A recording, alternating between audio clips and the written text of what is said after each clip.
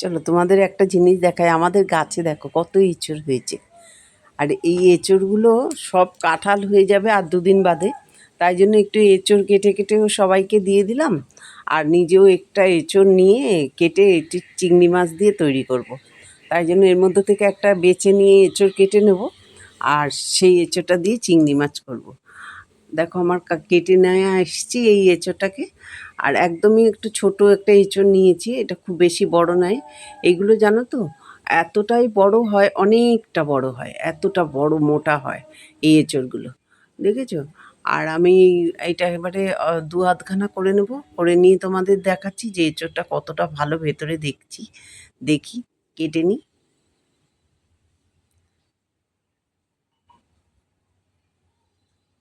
এই দেখো, খুব টাটকা সুন্দর একদম এঁচড়টা, কচি এঁচড় একদম। এই এঁচোড়টাকে আমি এখন ছাড়িয়ে নেব। আর একদম পুকুর ধারেই বসে গেলাম, ভেতরে একদম খুব গরম ঘরের ভেতরে। আর প্রচণ্ডই আঠা আঠা হয় চারিদিকটা, সেই জন্য আমি এখানে এঁচোড়টা কেটে নিচ্ছি। দেখেছো আমাদের পুকুর ধারে কত কোকিল ডাকছে গাছগুলোতে, অনেক গাছপালায় ভর্তি আমাদের এই বাড়িটা। এই দেখো এঁচোড়টা আমি কেটে নিচ্ছি, খুব আঠা হয়েছে। আর এই সবটাই কাটা হয়ে গেছে, দেখেছো? প্রেশার কুকারে আমি একটু হালকা করে সেদ্ধ করে নেব, তার মধ্যে নুন দিয়ে দিয়েছি আর একটু হলুদ দিয়ে এটা একটা সিটি দিয়ে রেখে দেবো। অপর্ণাস ডেলি লাইফ অ্যান্ড ট্রাভেলসের একটি নতুন ব্লগে আপনাদের জানাই প্রীতি ও শুভেচ্ছা। আজ আমি এঁচোড় চিংড়ি রান্না করব, তাই চিংড়ি মাছটাতে হলুদ মাখিয়ে রেখে দিয়েছি, নুন হলুদ দিয়ে। আর এদিকে পেঁয়াজগুলোকে ছোট ছোট করে এই কাটার মেশিনে করে পেঁয়াজ, একটু কাঁচা লঙ্কা, টমেটো সব কেটে নিয়ে এর মধ্যে দিয়ে দিয়েছি, একটু কুচোনোটা বেশ মিহি হওয়ার জন্য। আসলে যে কোনো মশলা যদি একটু মিহি হয় তাড়াতাড়ি তরকারির সাথে মিশে যায়। আমি ডুমো ডুমো করেও টমেটো খানিকটা কেটে রেখেছি যাতে ভালো হয়।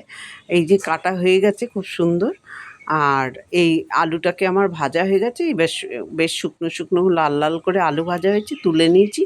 ওই তেলেতেই আমি এবারে চিংড়ি মাছটাকে ভেজে নেব। প্রথমেই আমি চিংড়ি মাছগুলো ভেজে নিচ্ছি, আর চিংড়ি মাছগুলো একটু লাল লাল করে ভেজে তুলে নেব। এর আগের দিন আমি একটা রেসিপি তোমাদের দেখিয়েছি, তোমরা অনেক অনেক ভালোবাসা দিয়েছো আমাকে, যে এঁচোড়ের কপ্তা বড়া। আমি এঁচোড় এরকমই গাছ থেকে কেটে নিয়ে করেছিলাম, খুব সুন্দর কোপ্তা বড়ায় তোমাদের স্বাদ পেয়েছো বুঝতে পেরেছি তোমাদের কমেন্টের মাধ্যমে। সে সাক্ষাতে অবশ্যই খাওয়াবো সবাইকে।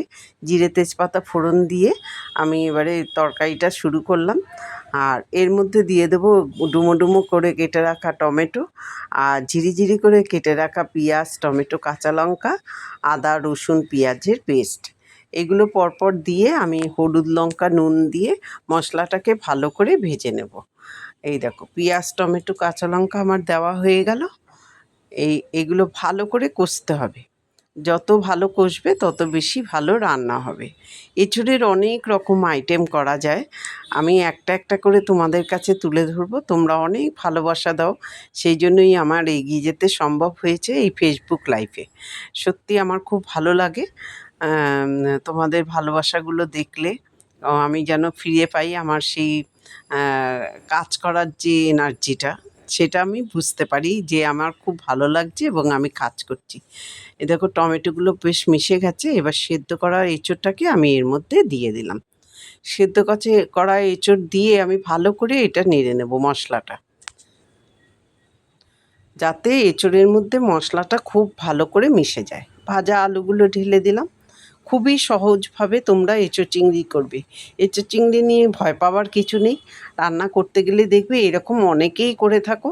তবু তোমরা যারা জানো না তাদের জন্য আমি তুলে ধরলাম আমার রেসিপিটা। আশা করি তোমরা কমেন্টসের মাধ্যমে জানাবে তোমাদের কেমন লাগলো এঁচোড় চিংড়ি, অবশ্য করেই তোমরা জানাবে। দেখো আমার এঁচোড়টা কষা হয়ে গেছে খুব সুন্দর করে, খুব ভালো রেডি হয়ে গেছে বলতে গেলে।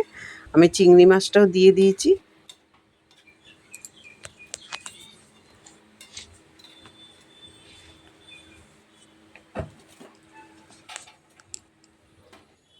এই ধরনের শুকনো শুকনো রেসিপি সত্যি খুব ভালো লাগে। আমি রেডি হয়ে গেছে, আমি এবারে একটু পরিবেশন করে দিচ্ছি। তোমাদের কেমন লাগলো তোমরা অবশ্য করেই জানিও।